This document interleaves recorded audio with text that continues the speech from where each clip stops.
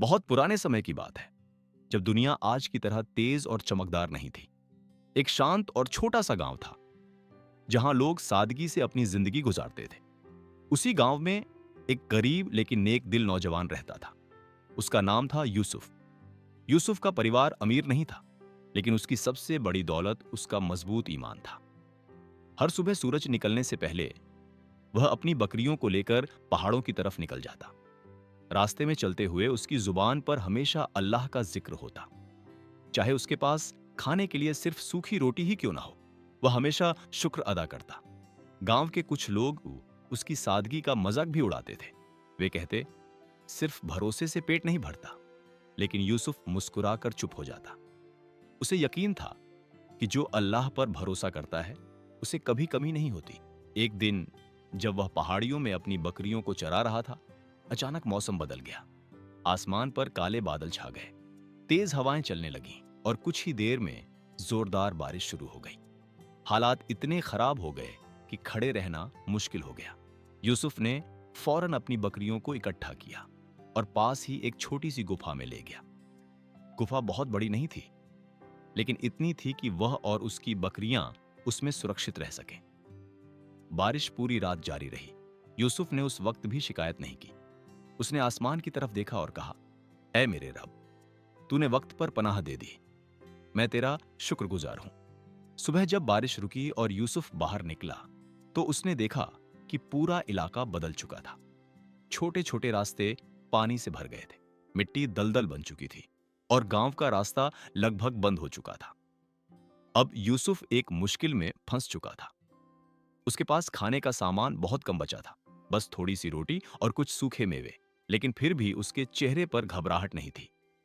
उसने 2 रकात नमाज पढ़ी और दुआ की, जो तूने लिखा है वही बेहतर है। दूसरी तरफ उसी गांव में एक अमीर ताजिर रहता था, हमजा। उसके पास बहुत दौलत थी, बड़े बड़े कारोबार थे, लेकिन उसका दिल सख्त था। वह कभी गरीबों की मदद नहीं करता था। एक रात उसे एक अजीब ख्वाब आया। उसने देखा कि एक बूढ़ा आदमी उससे कह रहा है, अगर तूने अपनी दौलत में से जरूरतमंदों को हिस्सा न दिया, तो यह सब तुझसे छिन जाएगा। हमजा डरकर उठ गया, लेकिन कुछ देर बाद उसने खुद को समझाया, यह बस एक सपना था, और उसने उस बात को नजरअंदाज कर दिया। लेकिन उसे क्या पता था, यह सिर्फ एक सपना नहीं, बल्कि एक चेतावनी थी। क्या यूसुफ इस मुश्किल से सुरक्षित निकल पाएगा? और क्या हमजा को उसकी दौलत का असली इम्तिहान मिलने वाला है? अगला भाग और भी दिलचस्प मोड़ लेकर आएगा। पहाड़ों में फंसा हुआ यूसुफ अब कई दिनों से वहीं था।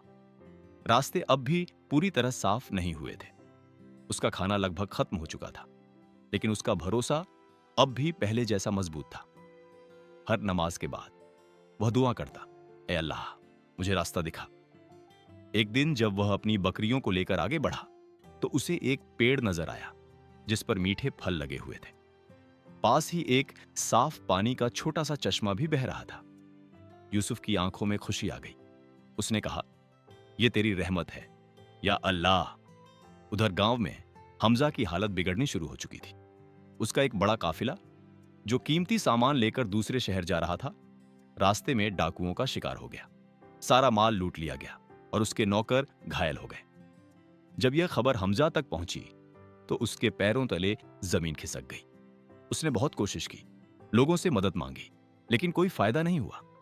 आखिरकार एक बुजुर्ग ने उसे सलाह दी, अल्लाह से मदद मांग और गरीबों की मदद शुरू कर। इस बार हमजा को अपना ख्वाब याद आया। वह डर गया। उधर यूसुफ ने फैसला किया कि अब उसे गांव वापस जाना चाहिए। रास्ता मुश्किल था, लेकिन उसने हिम्मत नहीं हारी। रास्ते में उसे एक घायल आदमी मिला, जो एक पेड़ के नीचे पड़ा था। उसके शरीर पर चोटें थीं और वह बहुत कमजोर था। यूसुफ ने बिना सोचे उसकी मदद की, उसे पानी पिलाया, जड़ी बूटियों से इलाज किया और उसे अपने साथ ले लिया। उस आदमी का नाम करीम था। करीम ने हैरानी से पूछा, तुमने मेरी मदद क्यों की? तुम खुद मुश्किल में हो। यूसुफ मुस्कुराया, क्योंकि हम सब अल्लाह की मखलूक हैं। यह बात करीम के दिल को छू गई। दोनों साथ चल पड़े, मुश्किलों से भरा सफर, लेकिन भरोसे के साथ। क्या यूसुफ और करीम सुरक्षित गांव पहुंच पाएंगे? और क्या हमजा अपनी गलती सुधार पाएगा या बहुत देर हो चुकी है? अगला भाग कहानी का रुख पूरी तरह बदल देगा। कई दिनों की मुश्किल यात्रा के बाद आखिरकार यूसुफ और करीम गांव के करीब पहुंच गए। गांव वालों ने जब यूसुफ को देखा तो वे बेहद खुश हुए। उन्हें लगा था कि वह शायद जिंदा नहीं बचा होगा। यूसुफ ने सबको अपनी कहानी सुनाई, कैसे हर मुश्किल में अल्लाह ने उसकी मदद की। करीम इस सब से इतना प्रभावित हुआ कि उसने गांव में रहने का फैसला किया। उधर हमजा ने भी आखिरकार अपने दिल को बदल लिया। उसने गरीबों में अपना माल बांटना शुरू किया। गांव वाले हैरान थे। ये वही हमजा था जो कभी किसी को कुछ नहीं देता था। धीरे धीरे उसकी जिंदगी में बदलाव आने लगा। एक दिन उसे एक बड़ी खुशखबरी मिली। उसका पुराना कर्जदार वापस आया और उसने पूरा कर्ज चुकाया, बल्कि उससे ज्यादा रकम दी। हमजा की आंखों में आंसू आ गए। उसे समझ आ गया, जब तुम अल्लाह के रास्ते में खर्च करते हो तो वह तुम्हें कई गुना वापस देता है। उधर करीम ने यूसुफ को तिजारत में शामिल होने की पेशकश की। यूसुफ पहले झिझका, लेकिन फिर समझ गया कि मेहनत करना भी भरोसे का हिस्सा है। दोनों ने मिलकर छोटा कारोबार शुरू किया और धीरे धीरे वह सफल होने लगा। क्या यूसुफ की सादगी उसे और ऊंचाई तक ले जाएगी, या अब उसके सामने एक नया और बड़ा इम्तिहान आने वाला है? आखिरी भाग में कहानी अपने सबसे शानदार मोड़ पर पहुंचेगी। समय बीतता गया और यूसुफ की ईमानदारी और नेकदिल इंसानियत की चर्चा दूर दूर तक फैल गई। एक दिन एक बीमार अजनबी गांव में आया। लोग उससे डर गए, लेकिन यूसुफ ने उसे अपने घर में रखा और उसकी सेवा की। वह आदमी दरअसल बादशाह का खास दूत था। जब वह ठीक हुआ तो उसने यूसुफ की सिफारिश दरबार में की। कुछ दिनों बाद यूसुफ को बुलावा आया। दरबार में उसकी सच्चाई और समझदारी देखकर बादशाह बहुत प्रभावित हुआ और उसे खजाने की जिम्मेदारी दे दी। यूसुफ ने इस जिम्मेदारी को एक इबादत की तरह निभाया।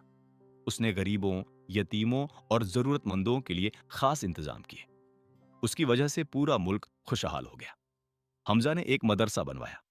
करीम ने ईमानदारी से व्यापार फैलाया और गांव में अब कोई भूखा नहीं था।